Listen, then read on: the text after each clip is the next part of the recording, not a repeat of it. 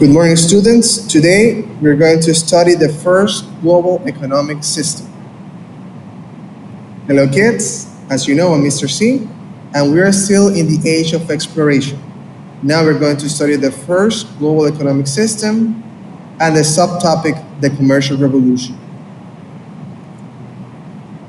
Many Italian states grew rich from trade during the early Renaissance. Not every European power benefited from this trade, however. The Italians and Ottomans controlled key trade routes. Thus, in the 1400s, other European powers who also sought spices, silk, and other goods from Asia began in earnest to look for an alternative trade route. The resulting 300-year-long age of exploration reshaped the world economy. The economic impact of the Renaissance was so fundamental that it is called the commercial revolution. This economic revolution saw the rapid expansion of European economies and the building of vast international trading empires. The economic factors that contributed to the commercial revolution included trade, exploration, colonization, and new financial practices. To find new trade routes, European states sent one ship after another down the coast of Africa or across the Atlantic. These explorations opened European eyes to economic opportunities in faraway lands. New lands held new trade partners or valuable resources to exploit. Soon, European powers established colonies in every continent they visited. These colonies were the outposts of new trading networks that made European powers rich during the commercial revolution. A joint stock company is a business where stocks or a share of ownership in the company can be bought and owned by shareholders. The practice of buying in to a company to purchase its stocks provided trade companies with a large pool of money that they could use to fund overseas ventures. A portion of the profits from these trade journeys would then be given to those holding stock in the company.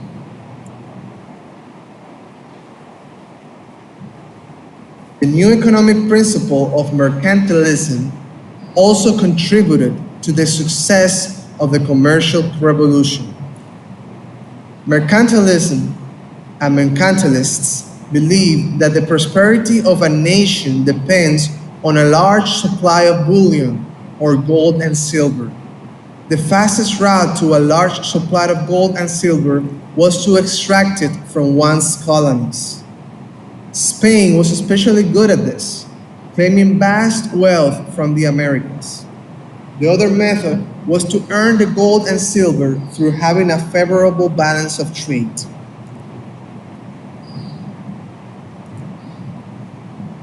The balance of trade is the difference in value between what a nation imports and what it exports over time. Imports are goods brought into a country. Exports are goods shipped out of a country. When the balance is favorable, the exported goods are of greater value than the imported goods. To encourage exports, governments stimulated the growth of industries and trade. They granted subsidies to new industries. Subsidies are payments made to support enterprises that a government thinks are beneficial. Governments also improve transportation systems by building roads, bridges, and canals. They placed high tariffs or taxes on foreign goods to keep the balance of trade favorable. Tariffs make foreign goods less attractive because they raise the price of imports. European colonies were considered to be important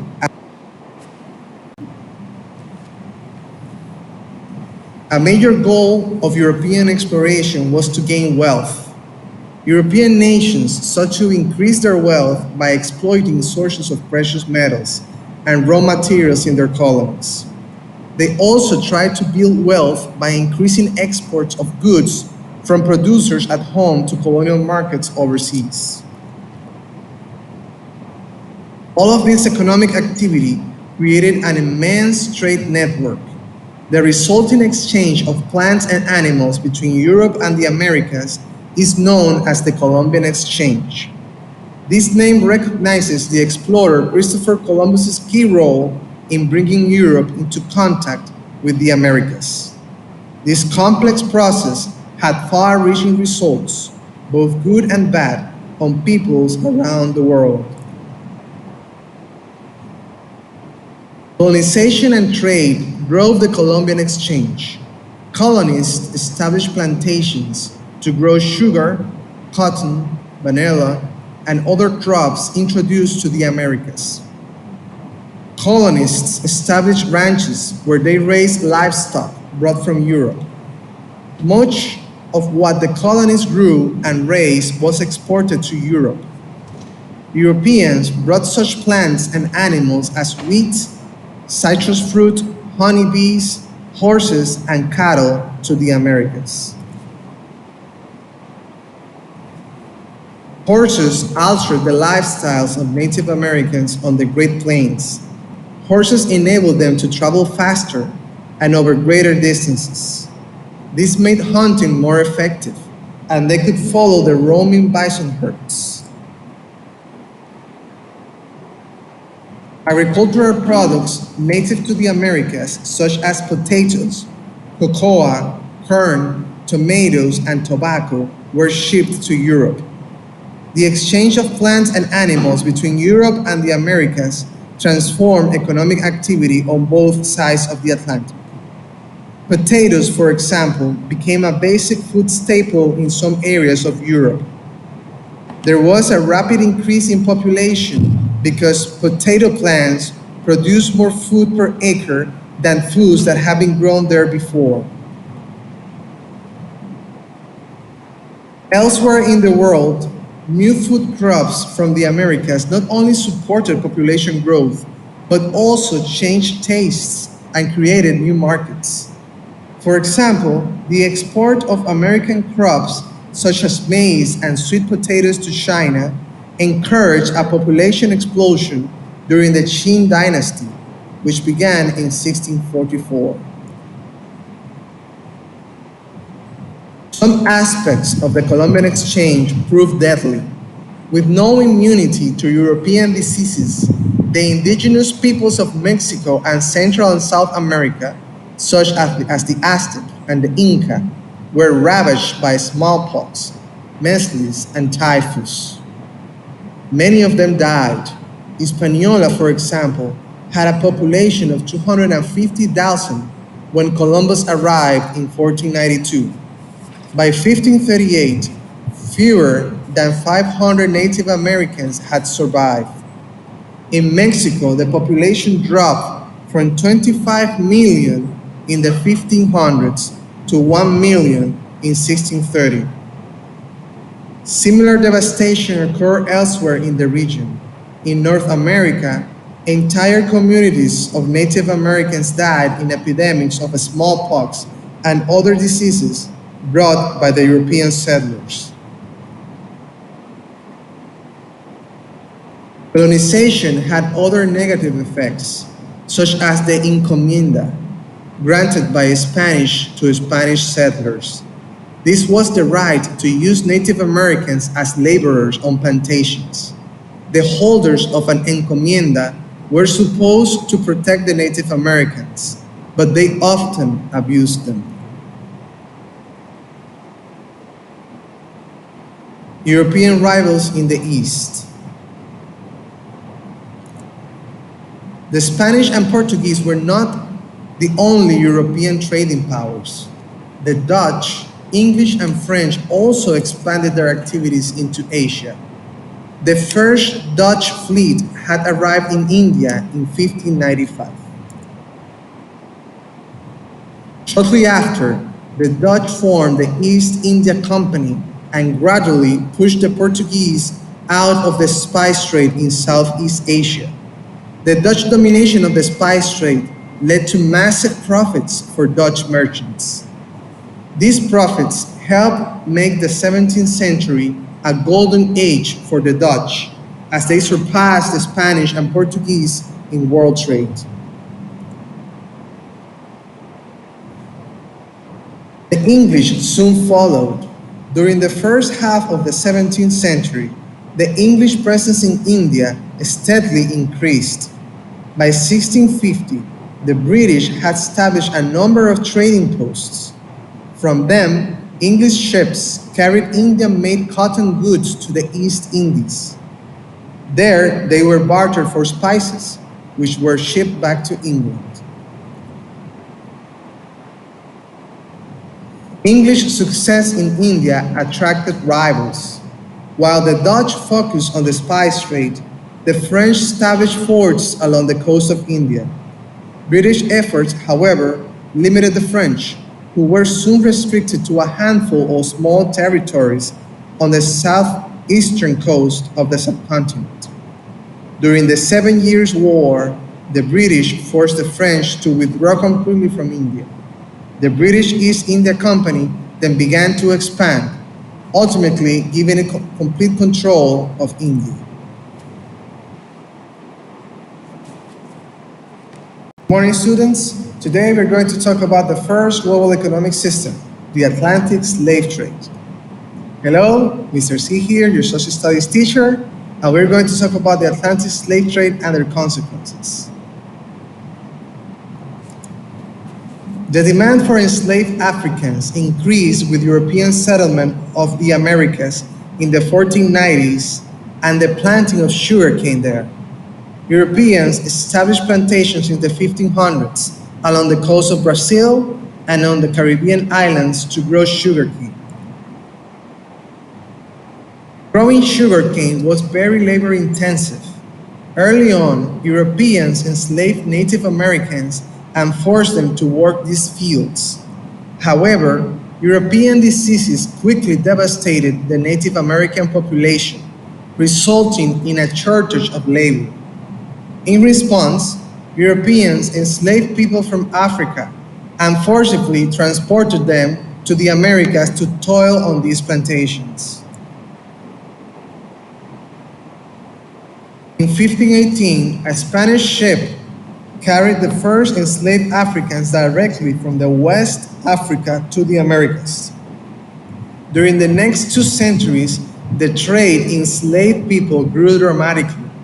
It became part of the triangular trade that connected Europe, Africa, and the American continent. The triangular trade functioned as follows.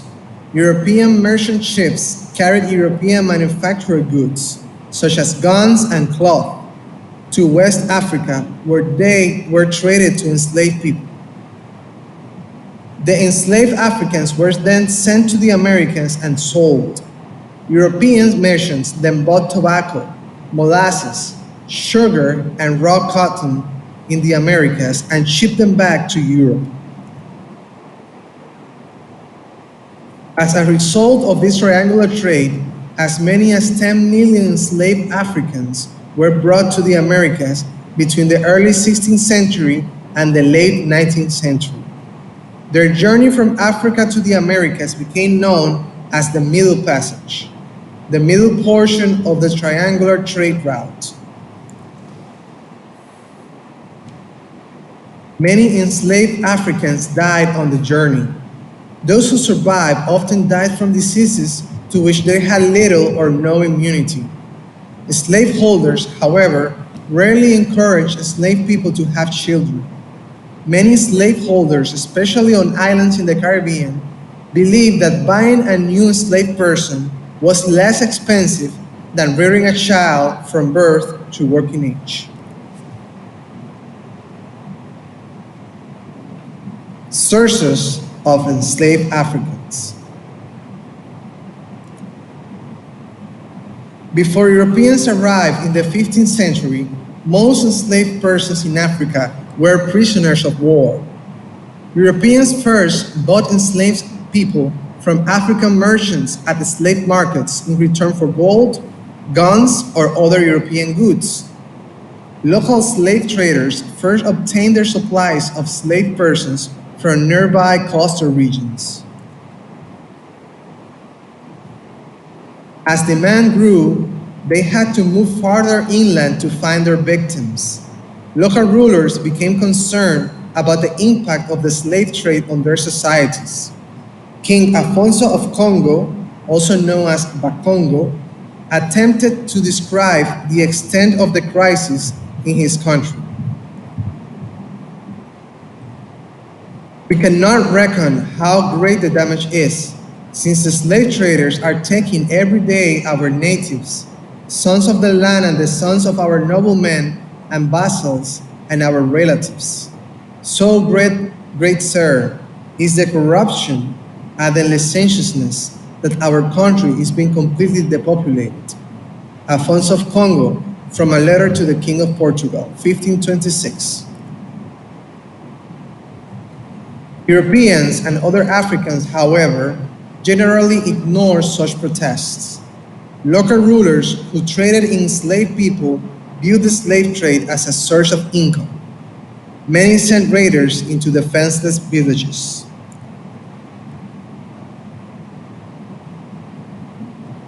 Effects of the Atlantic slave trade. The enslaved trade was a tragedy for the victims and their families. Its broader effects varied from region to region. The slave trade depopulated some areas and deprived many African communities of their youngest and strongest men and women. The desire of slave traders to provide a constant supply of enslaved persons increased warfare in Africa. Coastal and near-coastal African chiefs and their followers, armed with guns acquired from the trade in enslaved people, increased raids and wars on neighboring peoples. Some Europeans lamented what they were doing to traditional African societies. One Dutch slave trader remarked, "From us they have learned strife, quarreling, drunkenness, trickery, theft, unbridled desire for what is not one's own, misdeeds unknown to them before, and the accursed lust for gold." From Africa in History, Themes and Outlines. The slave trade had a devastating effect on some African states. The case of Benin in West Africa is a good example. A brilliant and creative society in the 16th century, Benin was pulled into the slave trade. As the population declined and warfare increased, the people of Benin lost faith in their gods. Their art deteriorated, and human sacrifice became more common. A corrupt and brutal place, it took years to discover the brilliance of the earlier culture that was destroyed by slavery.